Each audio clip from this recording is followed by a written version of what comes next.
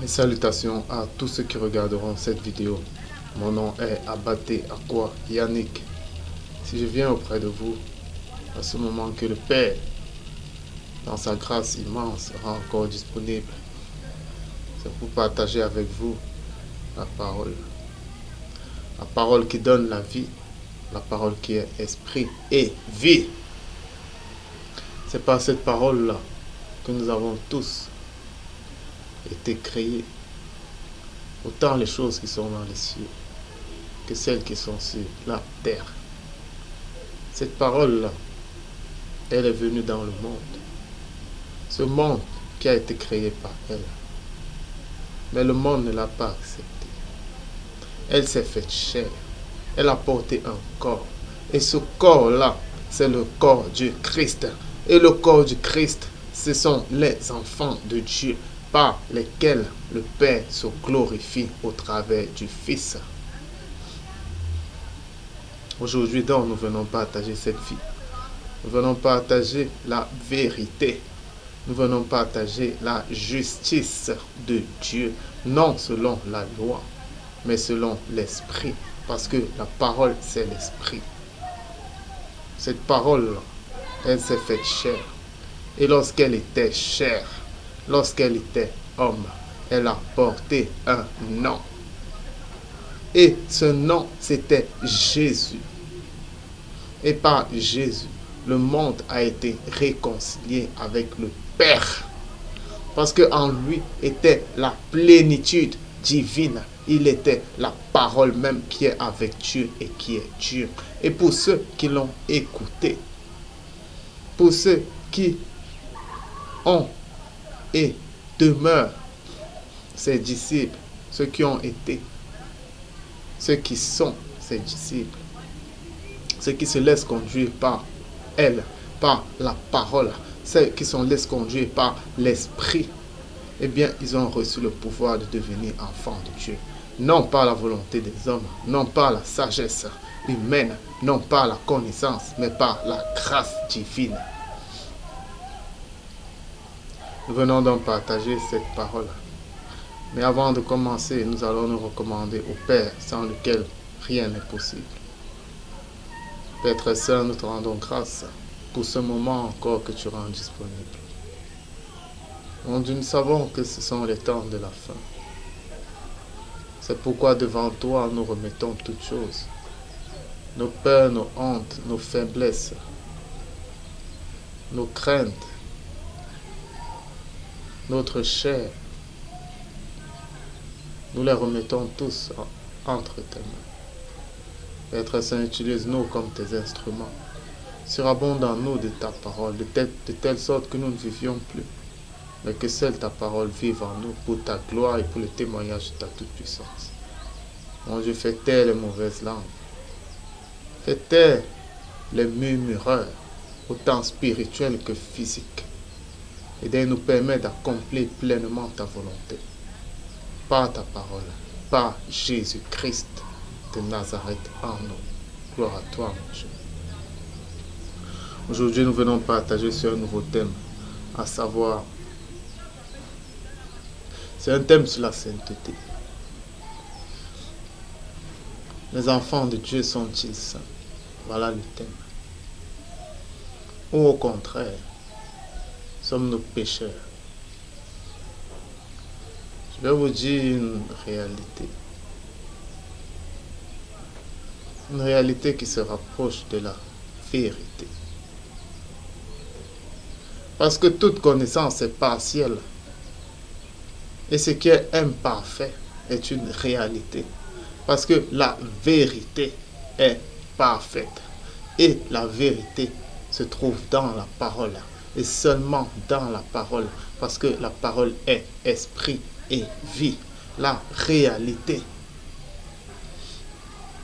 c'est que les hommes, parce qu'ils se sont attachés à la religion, ils n'ont plus aucune intimité avec l'esprit. Ils ne suivent pas la voie de l'esprit. C'est pourquoi de nos jours, lorsqu'ils te voient, ils te posent la question, toi, comment l'esprit te parle? Est-ce que tu entends une voix? Ça, ce sont des questions des gens qui n'ont aucune intimité avec la parole de Dieu, avec Jésus-Christ. Je ne vous dirai pas comment l'Esprit me parle. C'est la base même de la chrétienté. Si l'Esprit ne te parle pas, comment as-tu une relation avec Jésus? D'autres, ils sont dans les dénominations depuis 30, 40 ans. Mais ils viennent te demander, toi, comment l'Esprit te parle. Comment tu peux être avec Jésus et il ne te parle pas? Ça peut être dû à plusieurs raisons. Peut-être parce que tu t'es attaché à un autre Jésus. Aujourd'hui, on condamne l'islam. On dit qu'ils ont renié le Christ. Ils l'ont pris comme prophète. Et au moins, ils vous ont dit qu'ils l'ont pris comme prophète. Et ils s'attachent à ça. Pour eux, Jésus, Issa, c'est leur prophète. Et pour les véritables musulmans, ils le respectent. Parce que le Coran demande aussi d'obéir aux évangiles, comme à la Torah, la loi de Moïse. Pour eux, Jésus est prophète. Qu'est-ce que vous pouvez dire à ça? Pour eux, Jésus même est musulman. Parce que pour eux, être musulman, l'islam signifie se soumettre à Dieu. Rien d'autre. Ça n'a pas une autre connotation. Si Jésus était soumis à Dieu, à Allah, Allah signifie Dieu. Dans le nord de notre pays, les chrétiens appellent Dieu Allah. Aujourd'hui, les gens sont arrivés à dire que Allah, c'est Satan. Allah, c'est un patois qui signifie Dieu. Les chrétiens au nord chez nous appellent Dieu Allah. Quand ils parlent en patois, quand ils prient Dieu en patois, ils vont dire Allah. Vous êtes devenus tellement juges que vous jugez tout, même les choses que vous ne connaissez pas. Si pour eux Jésus est prophète, eh bien amenez-leur à comprendre que Jésus est plus qu'un prophète, pas les fruits qui sont en vous, pas en entrant dans des contestations, des disputes et des querelles. Si ces contestations pouvaient changer les choses, ce n'est pas à votre époque qu'elles auraient changé les choses. Elles ont commencé depuis. De nos jours, elles n'ont rien changé. Gamaliel, dans sa sagesse, disait déjà, lorsqu'on a attrapé les apôtres, que laissez-les et ne combattez pas Dieu par mégarde. Si cela est de Dieu, vous ne pouvez rien y faire. Depuis que ces disputes ont commencé, qu'est-ce qu'elles ont eu comme résultat? Sinon de la division, sinon de la haine. Ne disputez pas, parce que ça n'a rien arrangé depuis, ça n'a rien d'édifiant. Mais prêchez par votre conduite, prêchez par votre comportement de chrétien. Vous êtes devenus les disputeurs de ce siècle. Et lorsque Paul le disait, je ne sais pas à qui vous pensiez qu'il s'adressait. Les gens vont définir ce que c'est que la dispute. Ils vont définir. Les chrétiens ne se disputent pas. Lorsque Paul discutait, c'était avec les Juifs, parce qu'ils étaient religieux. Lorsque Jésus discutait, c'était avec les Juifs, parce qu'ils étaient religieux. Entre enfants de Dieu, on ne se discute pas, on se réprimande, point barre. Tu dis à ton frère, tu as mal fait, point barre. Et lorsqu'on dit à quelqu'un qu'il a mal fait, c'est par rapport aux choses qui attristent l'esprit. Et qu'est-ce qui attriste l'esprit? Ce sont les fruits de la chair que vous mettez en vous. Les convictions n'attristent pas l'esprit, ça c'est votre religion. Deux personnes peuvent avoir des convictions différentes, mais vous marchez dans le même esprit. Mais maintenant, si parce que vous avez ces convictions, vous voulez produire les fruits de la chair, vous voulez produire la haine entre vous, vous voulez produire la division, eh bien là, vous êtes en train d'attrister l'esprit. Et si vous continuez, parce qu'avec ces discussions, le jugement vient et le mépris vient, vous allez éteindre l'esprit en vous. Arrêtez ça, ils disent que Jésus c'est un prophète. Amenez-les à comprendre que Jésus est Dieu. Ça, c'est pas votre comportement. C'est par la façon dont vous les prenez. Si déjà vous mettez en avant qu'ils sont antéchrist, vous ne pouvez amener personne. Parce que vous leur imputez déjà leurs offenses. Bien que Christ, quand il était sur cette terre, il n'imputait à personne ses offenses. Et c'est pourquoi même les Juifs disaient de lui qu'il ne fait exception de personne. Ça veut dire qu'il prenait tout le monde au même niveau. Parce que la connaissance est imparfaite. Et les choses imparfaites ne sont que des réalités, pas une vérité. Personne ne connaît totalement. Et c'est dans le but de se compléter. Vous êtes devenu juge parce que vous pensez connaître. Vous lisez la Bible, vous pensez connaître. Vous dites que Jésus est pour eux un prophète. Pour vous, chrétiens, Jésus est qui? Est-ce que Jésus est cet homme blanc aux longs cheveux? Si vous dites que Jésus est Dieu, si vous dites que Jésus est la parole de Dieu, qui est avec Dieu et qui est Dieu, et si vous reconnaissez que cette parole-là, qui est l'Esprit, habite en vous et vous a sanctifié, vous a justifié, comment êtes-vous encore libertin? Comment êtes-vous encore dans la chair? Comment êtes-vous encore impudique alors que vous dites que Jésus est Dieu? Ça veut dire que vous le reconnaissez des lèvres, mais votre cœur ne le reconnaît pas. Vous êtes hypocrite. Et c'est ça la religion.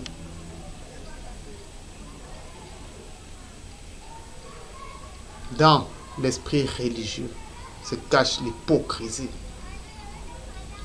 Vous dites, j'aime Jésus. Amen, amen, amen des lèvres. Mais le cœur est noir. Eux ils disent, Jésus est prophète. Mais leur cœur même croit en ça. Vous, vous croyez quelque chose des lèvres, de votre sagesse humaine, parce que vous avez lu. Mais votre cœur ne suit pas. Parce que votre cœur est attaché à la chair, aux disputes et aux querelles. Définissez les disputes et les querelles comme vous voulez. Pour enjoliver ces fruits de la chair, ça vous concerne. Chacun porte son fardeau. Et lorsque quelqu'un vient vous dire, arrêtez de vous disputer, arrêtez de vous quereller entre vous chrétiens, ça n'édifie pas. Et ça refroidit ceux qui vous regardent de l'extérieur, qui voulaient entrer. Mais quand ils voient qu'ils vont trouver des disputes, des divisions sur les convictions, ils n'entrent pas. Vous dites que les disputes sont bien, qu'on s'édifie au travail. Les qui se sont édifiés? Depuis des années que les disputes sur les baptêmes, sur les impositions des mains, sur le jugement dernier existent. Les qui se sont édifiés sur ça? Qui a été édifié? Si les gens s'étaient édifiés sur ça à cette époque, c'est que le monde ne serait pas comme nous sommes. Dieu a tout remis entre les mains de l'homme. C'est parce que les chrétiens sont divisés que les ténèbres se sont établies comme ils se sont établis.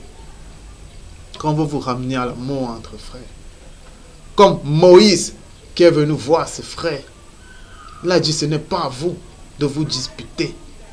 Vous êtes esclaves en Égypte, mais pourquoi vous disputez-vous? Unissez-vous. Et il leur a dit, qui t'a établi? Notre juge, qui es-tu? Au lieu de continuer à se quereller entre eux, ils se sont ligués contre lui. Parce qu'ils ont vu en lui un danger. Ils voulaient faire ce qu'ils voulaient. Comme aujourd'hui, tous les chrétiens veulent faire ce qu'ils veulent. Parce qu'ils croient être sages. Mais personne n'est sage. Et personne ne connaît. Le Père est le seul sage. Et il se rit de ce qu'il voit faire sur cette terre. Les temps sont finis. Bientôt l'esprit s'en ira. Il laissera l'épouse veuve. Et l'épouse n'aura même plus le temps pour les disputer, les querelles, parce qu'elle sera martyrisée.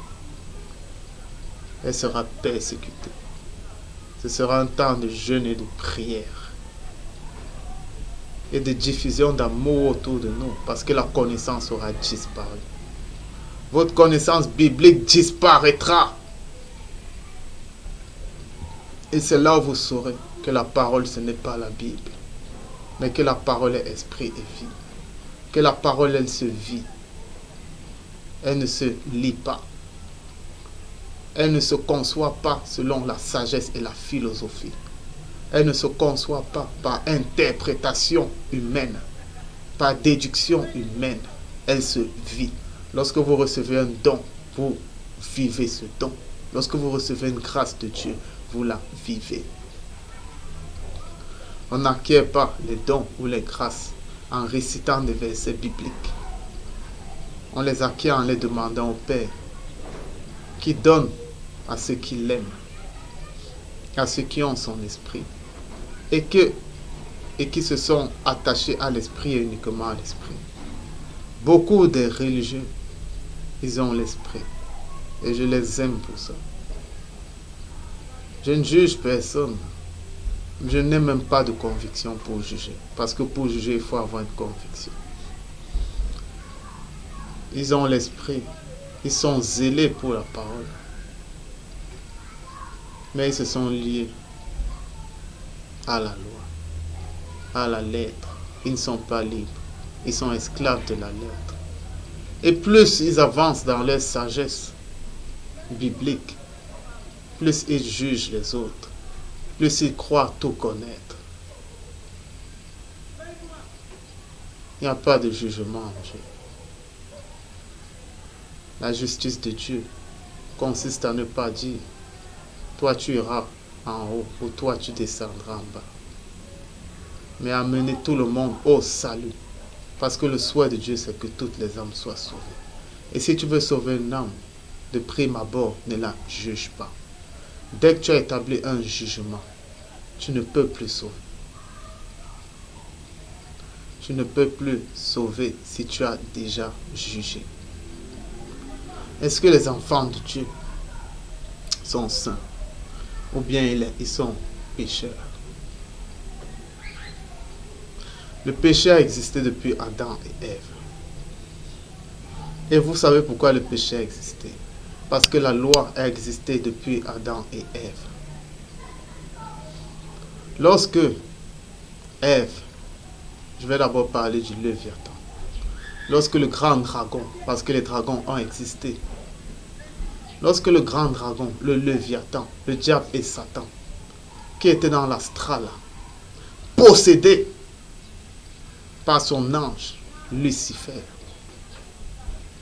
a poussé Ève à aller vers l'arbre de la connaissance du bien et du mal. Cet arbre-là représentait un être spirituel. Cet être spirituel-là, c'était la loi. Parce que dans la loi, on te dit fais et ne fais pas. On te fait connaître ce qui est bien et ce qui est mal. Ils ont mangé de l'enseignement de la loi. Le fruit, c'est l'enseignement. Ils ont mangé de cet enseignement. Et ils ont produit les fruits de cet enseignement. À savoir la chair. Parce que quand tu découvres le bien et le mal,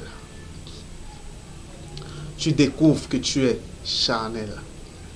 Tu découvres que tu as des pulsions en toi-même. Parce que le mal, il te parle en ta chair. Adam ne voyait pas le bien et le mal dans le temps parce qu'il n'avait pas conscience de sa chair. Quand on t'enseigne la loi te fait prendre conscience du péché. Parce que quand tu transgresses la loi, quand tu te plies du côté du mal et que tu suis la voie du mal et que tu désobéis au bien, tu commets le péché. Le péché est dans la loi. À ce moment-là, le péché s'est révélé à Adam. Et avec le péché vient la mort. La transgression de la loi, c'est le péché. Et le salaire du péché, c'est la mort. À ce moment-là, ils sont morts spirituellement. Ils se sont endormis spirituellement. Nous sommes devenus charnels. Charnels. L'homme était beaucoup plus poussé vers la chair. Et c'est pourquoi Dieu s'est répandu. Il a dit, il a retranché les jours de l'homme.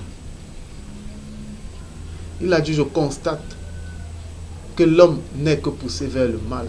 Il n'est que chair. C'est pourquoi je vais retrancher ses jours de vie. Parce que nous sommes entrés dans le péché. Et le salaire du péché, c'est la mort. Et cette mort-là, elle est en 3 dimensions parce que l'homme est tridimensionnel. Elle est autant une mort spirituelle qu'astrale et qui suit le physique à la fin. Donc, le péché a existé depuis. Pour la simple raison que la loi a existé depuis Adam. Mais cette loi-là, elle n'était pas écrite. Cette loi demeurait en l'homme. C'était une loi orale. C'était une loi qu'Abraham a enseignée au patriarche. Elle n'était pas écrite. Et c'est une loi que lui-même, il avait reçue de ceux qui l'ont précédé. C'était une loi écrite. Maintenant, à l'époque de Moïse, Dieu a révélé, c'était une loi orale. Dieu a révélé la loi écrite à un peuple, au peuple d'Israël. Et il a révélé cette loi écrite parce que l'écrit reste. L'écrit reste. Quand quelque chose est écrit, eh bien, ça impacte plus l'homme. Parce qu'il ne peut pas désister à cette chose. Il ne peut pas échapper. Lorsqu'on vous dit quelque chose, vous pouvez dire, oh, j'ai oublié. Mais lorsque c'est écrit, vous ne pouvez pas échapper.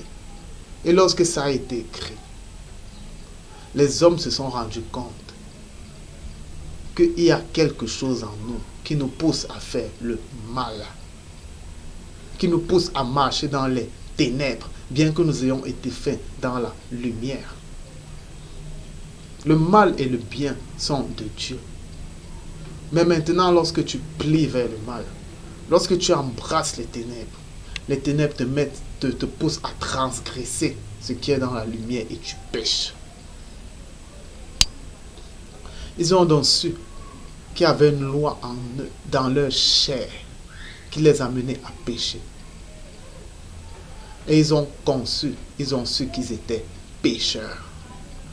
Et maintenant, pour remédier à ce péché, Dieu a établi son sacerdoce. Il a établi un sacerdoce dans lequel les gens offraient des offrandes pour expier leurs péchés. Par le sang. C'est par le sang des animaux qu'on expiait le péché. Mais cela, c'était un rythme répétitif. Parce que ceux-mêmes qui offraient ces sacrifices, ils étaient pécheurs. Et les hommes eux-mêmes savaient que c'était imparfait. C'était imparfait. Il fallait quelque chose de parfait. Lorsque Christ vient, il vient avec la perfection. Mais les hommes ne le comprennent pas. Les hommes veulent rester dans la loi. Parce que dans la loi, tu auras toujours besoin d'un homme qui va refaire les mêmes choses pour les mêmes péchés. Et bien quand Christ vient, lorsqu'il donne l'Esprit, l'Esprit te sanctifie. L'Esprit fait de toi un saint. C'est pourquoi, après la grâce, après l'effusion de l'Esprit sur les apôtres, eh bien, tous ont commencé à s'appeler saints. Parce qu'ils savaient que lorsque l'Esprit descend, il te rend saint. Pour une seule raison, c'est que la loi et la grâce sont deux dispensations différentes. Dans la loi est renfermé le péché, parce que la transgression de la loi conduit au péché. Mais dans la grâce, il n'y a pas de loi. Ça veut dire qu'il n'y a pas de péché. Lorsque vous entrez dans la grâce, je parle de ceux qui sont véritablement entrés. Le péché et la loi s'en vont loin de vous. Ça veut dire que vous redevenez aveugle selon la chair. Vous ne regardez plus votre chair. Le bien domine sur le mal. L'Esprit Saint domine sur la loi de votre chair. La loi de votre chair, elle est là. Parce que le bien et le mal sont en vous. Mais l'Esprit Saint domine tellement que vous ne la ressentez plus. C'est ça être saint. Ça ne veut pas dire que vous n'avez plus le mal en vous.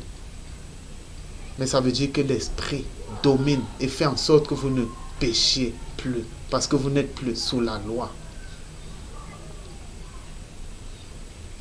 Je vous parle des choses que vous devez éprouver. Vous devez expérimenter ça. Il y a une différence entre comprendre quelque chose des lèvres ou bien selon votre sagesse et expérimenter ça. L'enfant de Dieu ne pêche plus parce qu'il n'est plus sous la loi. Il entre dans une nouvelle loi. Mais c'est la loi de l'esprit. Et la loi de l'esprit, je peux vous assurer que personne ne la connaît. Sinon, Dieu. La justice de l'esprit est au-dessus de la justice de la loi. C'est pourquoi Jésus disait, si votre justice ne suit pas celle des pharisiens et des scribes.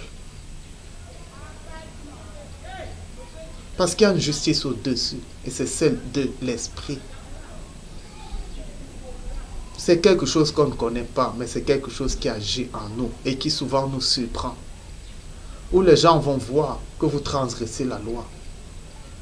L'esprit va vous attester que vous êtes sur sa voie. Laissez-vous conduire par l'esprit, c'est tout. Le véritable enfant de Dieu ne pêche plus. Il est saint. Il est saint. Il ne pêche plus, non parce qu'il est parfait. Bien qu'il soit parfait dans l'esprit, dans l'amour, parce que lorsque vous aimez, vous êtes parfait. Mais en lui, il a l'imperfection. Beaucoup de personnes ne comprendront pas ce que je suis en train de dire. La chair est faible, la chair est imparfaite. Mais parce que avec vous, vous avez l'esprit qui est parfait. Vous êtes parfait aux yeux de Dieu. Parce que vos œuvres ne vous appartiennent plus. D'abord, vous n'avez plus aucune œuvre. Où je suis là, je ne peux mettre aucune bonne œuvre à mon compteur, ni aucune mauvaise œuvre à mon compteur. Parce que ce n'est plus moi qui vis, c'est Christ qui vit en moi. Dès le moment où vous écrasez vos ambitions, tout ce que vous commencez à faire ne vous appartient plus. Mais si vous ressentez encore en vous qu'il y a quelque chose de vous qui vit, eh bien vous mettez les choses sur votre compteur. C'est pourquoi il y a beaucoup de personnes qui disent qu'elles sont charitables, qu'elles font le bien. Que parce que je paye la dîme, je dois recevoir des bénédictions. Vous mettez des œuvres sur votre compteur. L'enfant de Dieu n'a plus aucune œuvre. Parce que ce n'est plus lui qui œuvre, c'est l'esprit qui œuvre. Et l'esprit est saint. L'esprit vous donne des fruits qui sont saints, qui sont parfaits. Les fruits de l'esprit sont parfaits. C'est pourquoi vous êtes parfaits. Vous êtes dans un corps imparfait, mais votre esprit est parfait parce qu'il est en communion avec l'esprit de Dieu. C'est là où je disais que ça risque de prêter à confusion. Vous êtes dans un corps imparfait de par sa corruptibilité.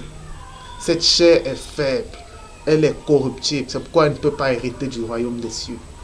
Cette chair est imparfaite. Ça veut dire que même quand vous avez l'esprit, les murmureurs vous tentent. Ils veulent vous inspirer des choses. Ils veulent vous donner des choses, que ce soit dans votre sommeil, que ce soit lorsque vous méditez. Ils veulent vous donner des choses.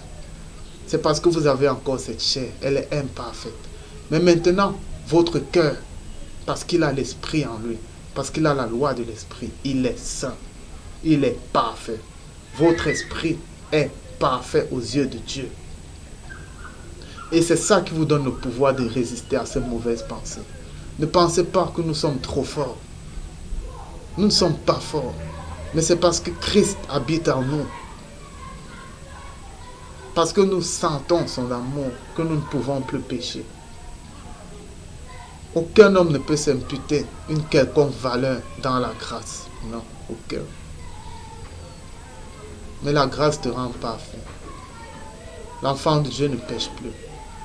Ceux qui disent qu'ils sont pécheurs, c'est ceux qui s'attachent à la loi. Parce que la loi vous garde prisonnier du péché.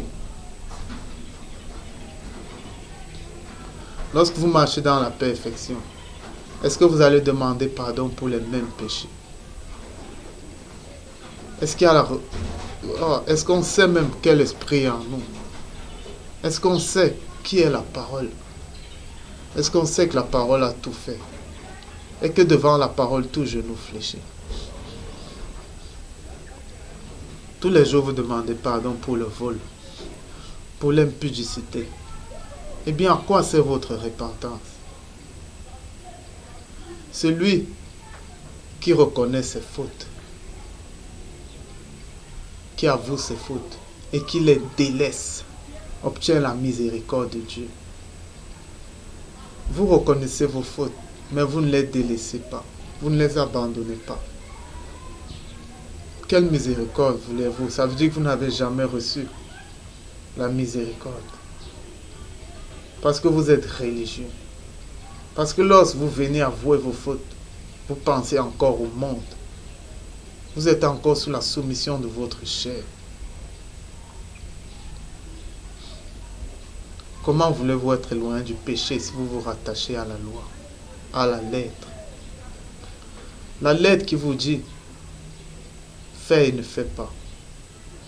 Lorsque vous transgressez cette lettre, vous péchez.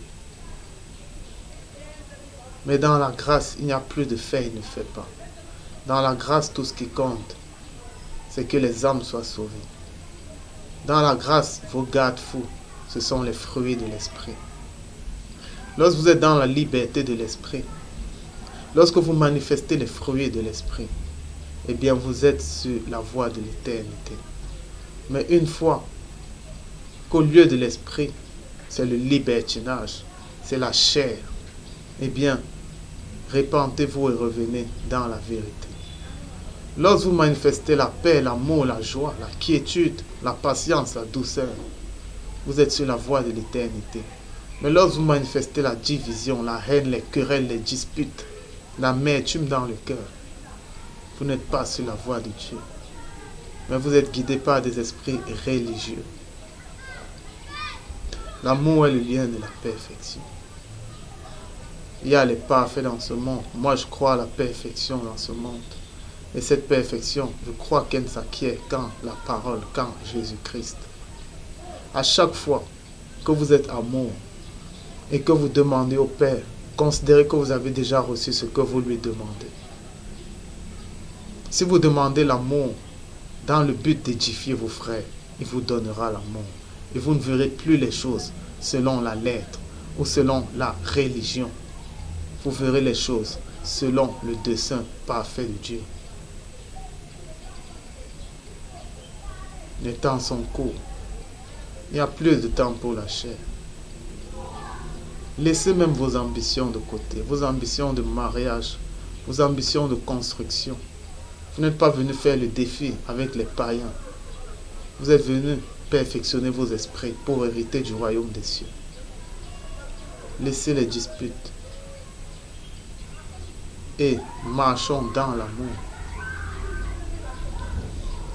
L'enfant de Dieu est parfait parce que lui-même il amène tout à la perfection.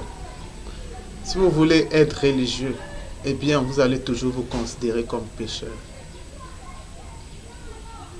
Christ est venu perfectionner la loi. Et si Christ vit en vous, ça veut dire que vous également, vous êtes là pour perfectionner, pour parfaire la loi. Et il n'y a qu'un parfait pour parfaire la loi. Et un parfait, c'est quelqu'un qui est saint. C'est pourquoi Christ nous donne l'injonction d'être parfait comme notre Père dans les cieux est parfait. Et la perfection, c'est en revêtant la facette de l'agneau. C'est en étant humble, en étant modeste, en étant avant tout amour à un niveau que vous ne pouvez même pas imaginer pour vous-même. Parce qu'il y a un amour du monde et il y a un amour de Dieu. Il y a une charité du monde, il y a une charité de Dieu. Il y a une paix du monde, il y a une paix de Dieu. Et c'est pourquoi Christ disait, je vous donne ma paix, non pas comme le monde la donne, mais comme moi je la donne. L'enfant de Dieu, c'est la perfection. Et c'est pour cela que lui seul hérite du royaume des cieux. Le religieux n'héritera pas du royaume des cieux. Qu'il soit le plus débonnaire qu'il soit, il héritera de la terre. parce qu'il s'est attaché à la lettre. Bien qu'il ait eu l'esprit, il n'a pas voulu être dirigé par l'esprit, mais il s'est donné comme garde-fou la lettre. La Bible est devenue son Dieu. La perfection est de ce monde. L'enfant de Dieu peut être parfait, mais pour cela, il faut qu'il se laisse conduire par l'esprit, et uniquement par l'esprit. Maintenant, si l'esprit à un moment veut t'enseigner par les saintes lettres, gloire à Dieu, tu seras édifié. S'il veut t'enseigner par la nature, gloire à Dieu, tu seras édifié. S'il veut t'enseigner par les hommes, gloire à Dieu, tu seras édifié, parce que la parole enseigne partout. Qu'est à toi de discerner le bon et le mauvais. J'en ai fini avec cet enseignement. J'espère qu'il a pu édifier plus tard. Père Saint,